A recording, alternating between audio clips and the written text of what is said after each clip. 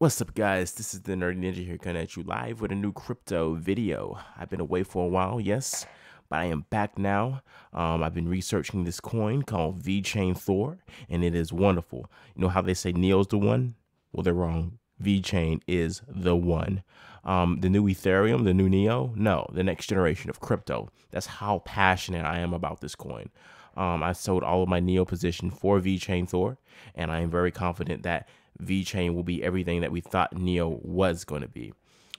As you can look in the four corners of my screen, these are the partnerships that, this is just some of the partnerships that Vechain has. PwC, PricewaterhouseCoopers, which is a multi-billion-dollar auditing company that audits Fortune 5,000 companies.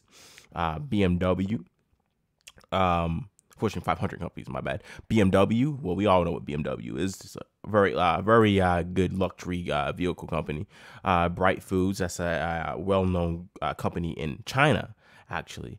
And BitOcean, which is a ICO that's going to be on Vechain Thor. It's a company that got licensed by the Japanese government to produce Bitcoin ATMs all throughout Japan. And these are just some of the partnerships that Vechain has, big major partnerships. So what is Vechain? Vechain is a decentralized supply chain network. Basically, it monitors the product through the shipping process. It's also a DApp platform that is competing with Ethereum. So not only is it a supply chain network that utilizes chips to monitor products, but it is also a DApp platform.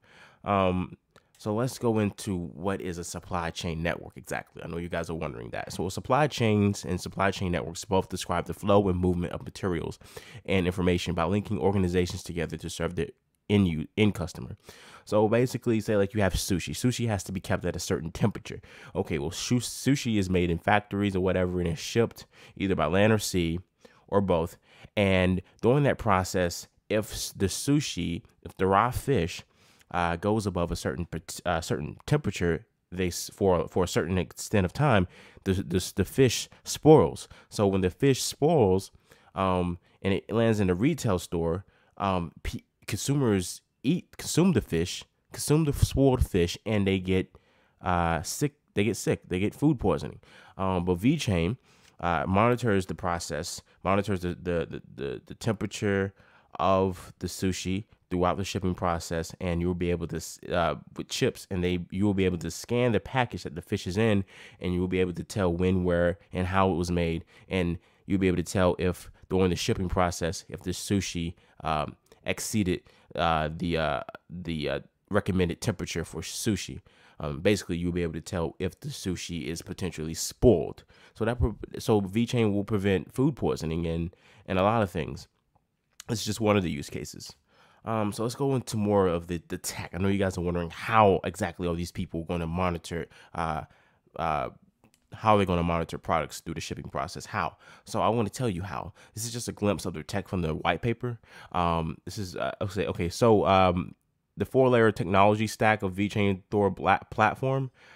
This is just one of the stacks. One of the stacks. I'm just going to go over a very little tiny piece of the technology. I'm not going to go into depth. This is an overview video. So touching points. These digitize the physical world. They use NFC and RFID chips to digitize products and sensors to capture environmental, gas, and location information through sensors, or sensors like thermometers, like I spoke about in the sushi example. The touching points are Vechain Thor's arms, eyes to connect to the world and collect data feeds. So everything that happens to your product is stored on these chips, and is collected by these chips, and it is stored on a blockchain. And once it is stored on the blockchain, guys, they cannot be altered in any form or fashion. So this is just an overview of all the use cases of Vechain: cold chain logistics, automobile industry, the medical and healthcare industry, luxury and fashion industry. I just went over the cold chain use case. The supply chain use case. So you can actually utilize Vechain in all of these industries, but I'm just going to go over, I just went over the one essential basic use case of Vechain's technology. So yes, I'll go over these other use cases in another an extensive video. I don't want to confuse you guys. So the economic structure of Vechain. Now this is my favorite part. So it's a 2-coin system structured just kind of almost like Neo. VET is the main currency. Right now it's called VIN on Binance, but once the mainnet happens or occurs, the ticker will be renamed, will be relabeled VET or Vechain token. VET for short. VET is the main currency. VTHOR is the utility token. Thor for short. So this will be like the gas, and this right here will be like the Neo. Every VET will produce 0.000432 VTHOR daily. So it'll be passive income just like Neo. You don't have to keep your computer on all day. You just you don't even have to turn your computer on for a day. I mean, you could just come back in a week and you have whatever amount of VTHOR you're supposed to have, you'll have it. So the split. So the split happened. A split happened because mass adoption is going to be huge. So right now there is like 800,000 VINs and 500,000 VINs in circulation. Well, yeah, after the mainnet launches, they're going to X everything by 100. The total and circulating supply. So the circulating supply will no longer be 500,000. It will be 52 billion. And the total supply will no longer be 800,000. It will be 87 billion.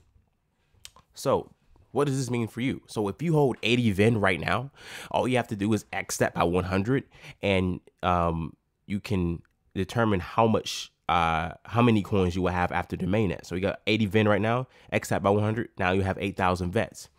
So now 8,000 VETs times 0.000432, the daily generation rate of VTHOR per VET. Now you will get 3.456 VTHOR generated daily. My ninjas, that's a yearly income of 1,200 VTHOR. These people are going to pay you to hold their coins. I'm going to pay you in a second currency, and they're going to pay you 1,000 coins in a second currency, just like Neo.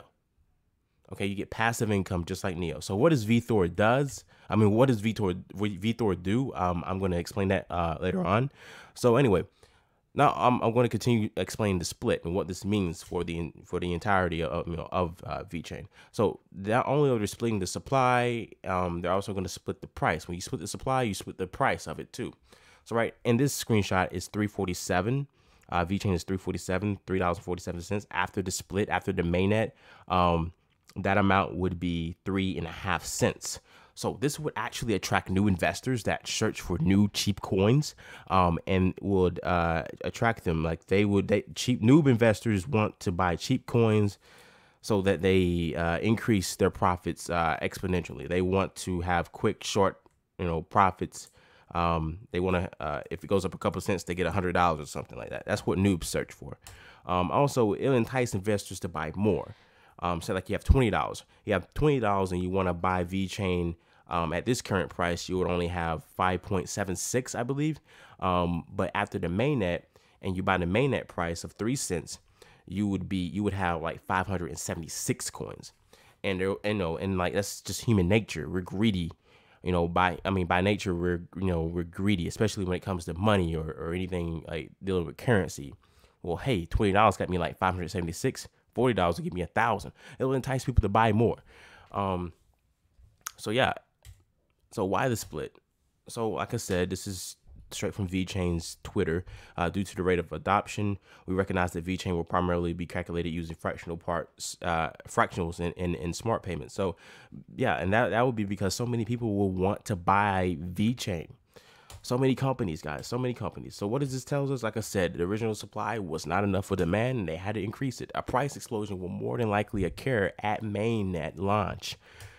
Okay, DNVGL is another company that is partnered with Vechain that I did not mention earlier. DNVGL is located in over 100 companies, and they have 16,000 employees, and they serve over 80,000 customers. 80,000 customers, just one of their partners. That's why the split. That's why they're doing the split. Okay, 80,000 customers, and that's just one of their partnerships. Just one of them. As soon as this thing launches, they're going to be using it, and they're going to use it to serve these 80,000 customers. So they're going to be buying up VET. They're going to be buying up Thor to use the Vechain blockchain. So at launch, this thing will more than likely explode, if not before the mainnet launch, due to speculation. Okay. So Vechain is no longer in the speculation game. It's going to be in the real life game. Okay. So the function of Thor. Okay. Every transaction uses Thor power to power smart contracts. Companies will buy VET in bulk to produce Thor. The chips embedded in their products will use Thor to register and transfer data through the blockchain. So right here, straight from the white paper, the demand for VTHOR, VTHO, the demand for VTHOR includes two parts: smart contracts deployed on the Vechain Thor blockchain by enterprise users through applications, and individual transaction payments. So any transaction that occurs, or any transaction that occurs, with enterprises trying to monitor their products, or providing their customers a way to monitor their products. Everything, it uses Thor. And so when you have so many people wanting to use the Vechain blockchain, it's going to run the price of Thor up. It's going to run the demand of Thor up. However, there is a way to control the price of Thor. This is something that Neo doesn't have, and this is where Neo falls short on. And right here, more cost efficient than Neo. It costs 500 gases to start up a dApp on Neo. That's 15 grand plus. 15 grand plus, and that's if gas stays in between $20 and $30. Okay, gas, I predicted, would surpass Neo because it's the main currency. Everybody deals in gas. Nobody deals in Neo on the Neo blockchain. Everybody deals in gas. So if it's getting used the most and it has less of a supply than Neo, it's going to be more than Neo soon. That's just simple economics. And if gas is like $100, it's going to be way more than $15,000 for a company to come on to Neo and use their blockchain. That's outrageous. Thor will be a stable coin. And how will it be a stable coin? It'll have an unlimited supply. And the authority nodes that Vechain has, there's 101 authority nodes. And they have the voting power to modify the generation rate of Thor. So so this would increase the supply of Thor. If there's more Thor being generated per VET, that will increase the supply of Thor.